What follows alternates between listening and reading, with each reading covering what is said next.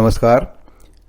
DElEd द्वितीय वर्ष के पाठ्यक्रम में जो 10वां प्रश्न पत्र है वह शालेय संस्कृति, नेतृत्व एवं परिवर्तन इस नाम से हमारे पाठ्यक्रम का एक महत्वपूर्ण अंग है। मुझे उम्मीद है कि सभी विद्यार्थी इस विषय की अच्छे से तैयारी कर रहे होंगे। आज हम ये समझने का प्रयास करते हैं कि इस विषय में कौन कौन सी इकाइयाँ शामिल है और इसकी विषय वस्तु क्या है। इस प्रकार से समझने पर इस विषय की हम अच्छे से और गहराई से तैयारी कर सकेंगे ताकि हमें अच्छी समझ इस विषय के बारे में बन सके। इस विषय में शालेय संस्कृति, नेतृत्व एवं परिवर्तन के अंतर्गत कुल 5 इकाइयों को शामिल किया गया है। पहली इकाई है भारतीय शिक्षा तंत्र की संरचना एवं प्रक्रिया।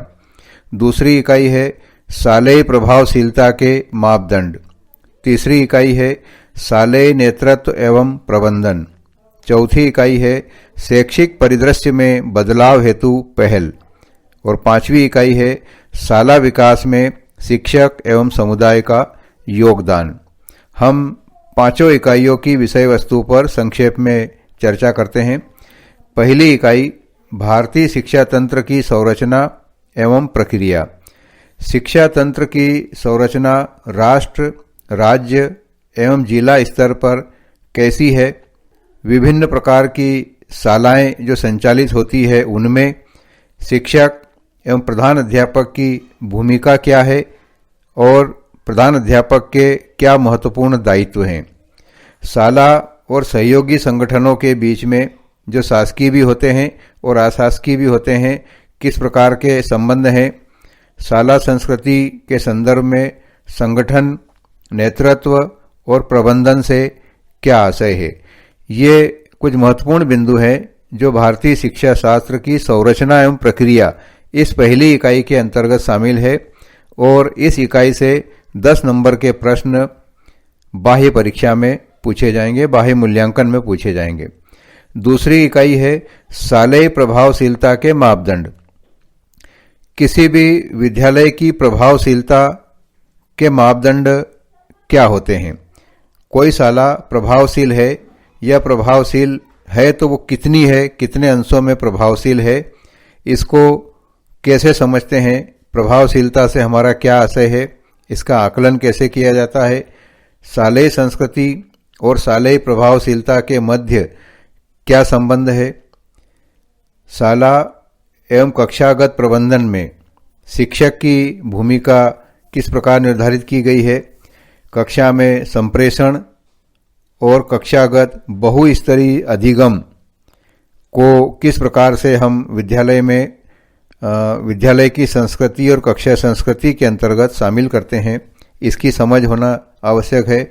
शाला कैलेंडर और विद्यालय में होने वाली गतिविधियों के संदर्भ में भी समझ होने की अपेक्षा इस इकाई में की गई है। और इस दूसरी इकाई में जो शालेय प्रभावशीलता के मापदंड शीर्षक से है उसमें से 7 नंबर के प्रश्न बाह्य मूल्यांकन में पूछे जाएंगे।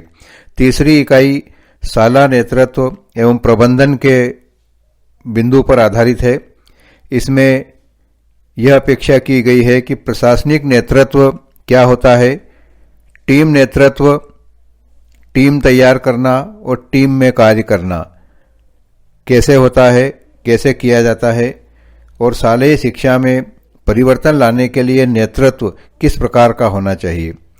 शालेय संस्कृति में परिवर्तन लाने के लिए किस प्रकार के प्रबंधन की आवश्यकता है और पेडागॉजिकल लीडरशिप किस प्रकार की होती है।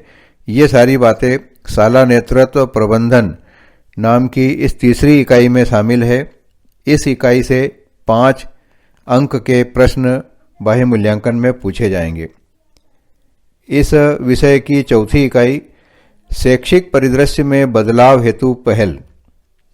वर्तमान में जो शैक्षिक परिदृश्य है उसमें विद्यार्थियों में अपनी कक्षा और अपनी आयु के अनुरूप विषयवार दक्षताओं एवं कौशलों का विकास नहीं हो पा रहा है। तो वर्तमान परिदृश्य बहुत अधिक सफल नहीं कहा जा सकता, इसमें बदलाव की आवश्यकता है और अच्छे प्रयास किए जाने की आवश्यकता है। इस दिशा में कुछ प्रयास हुए भी हैं जिनसे एक भावी शिक्षक को अवगत होना चाहिए और उन्हें समझना चाहिए।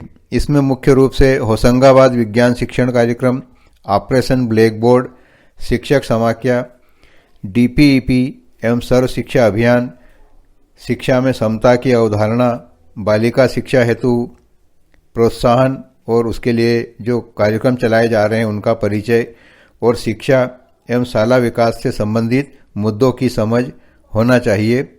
इस चौथी इकाई शैक्षिक परिदृश्य में बदलाव हेतु पहल पर आधारित प्रश्न 7 अंकों के होंगे।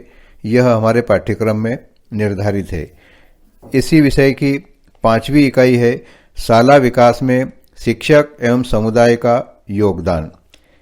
इस इकाई के अंतर्गत शाला विकास की योजना क्या है, शाला विकास योजना क्यों बनाना चाहिए और शाला विकास योजना कैसे बनाते हैं, इन बिंदुओं की स्पष्ट समझ होने की अपेक्षा की गई है।